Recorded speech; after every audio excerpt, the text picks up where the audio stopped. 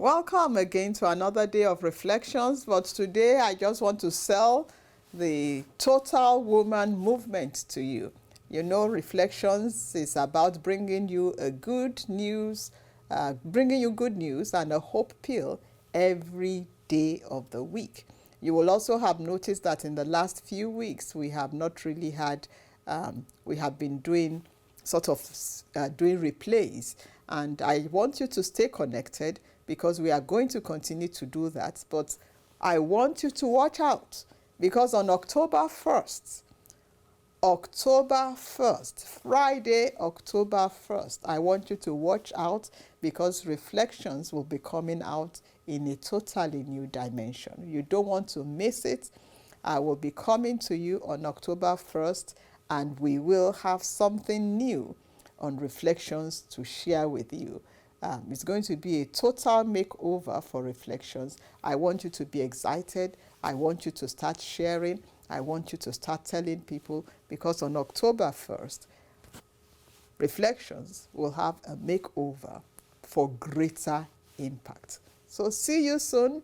But between now and October 1st, please just remain connected, because we will not miss reflections every morning. We will continue to post something out to you every day of the week. So please remain connected, and I'll see you on October 1st, and it will be a totally new reflections. God bless you real good. Reflections with Pastor Funmi Obolena. Life on Facebook. Your morning good news. Join us on Facebook every morning.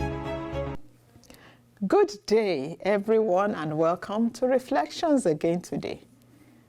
We've talked about what goes round comes around. We've said whatever you sow, you will reap, and that when you sow seeds of repentance, that you will reap a harvest of forgiveness and God's blessing for those of us who feel that we are undeserving of God's blessing. And today, I want you to know that your works will speak for you in places that you did not know.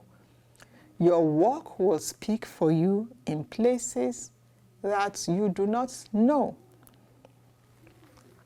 Again, taking me back to the fact that you must be confident and assured of God's faithfulness, of God's goodness, of God's truthfulness, that He will not let you down, He will not forsake you, and whatever good work that you do will not be in vain. I want you to rest assured that God will reward you. I want you to know that beyond any reasonable doubt, as we lawyers will say from time to time. So your work will speak to you in places that you don't know. You will get some things done for you simply because of what you have done, or because of what somebody close to you has done. We looked at Jonathan's son, who was blessed. Let me quickly even go to that story now. 2 Samuel chapter 9. 2 Samuel chapter 9. And they brought, when David said, "Is there anyone left in the house of Jonathan in the house of Saul, that I may show him kindness for Jonathan's sake?" So Ziba came and said, "Oh, there is a son of Jonathan. His name is Mephibosheth." And Mephibosheth was a son of Jonathan who was actually lame in his feet because the nurse had dropped him while carrying him and trying to escape with him. And what did David say to Mephibosheth? Let's look at verse 6. "And Mephibosheth, the son of Jonathan, son of Saul, came to David, fell on his face and paid homage. And David said, 'Mephibosheth.' And he answered, 'Behold, I am your servant.' And David said, 'Don't fear. I will show you kindness for the sake of your father Jonathan. I will show you kindness for the sake of your father Jonathan.'" Please, put away every act of unkindness from your life. Let your children reap a harvest of favor and blessing because you have been kind. I remember many years ago when we were all still home, somebody drove into our house at that time and asked, is this so-so and so's house? And they said, yes. And he said, I saw the name of XYZ, which happened to be my sister, on the list of candidates being considered for entrance into the university, into the college for a particular course. And he said, I'm going to be traveling, but I want to make sure I do everything possible to ensure that you are admitted, because your father was kind to me when he was in a particular government position. Now, my father didn't even know who this person was, probably didn't even remember him. We didn't know who this person was, but my father had been kind to him. He remembered that act of kindness, took the trouble to drive nearly an hour to our house, to find out the house, came and said, I want you to know that I'm going to do everything to make sure that you are chosen. You are amongst the people who would be chosen for this admission.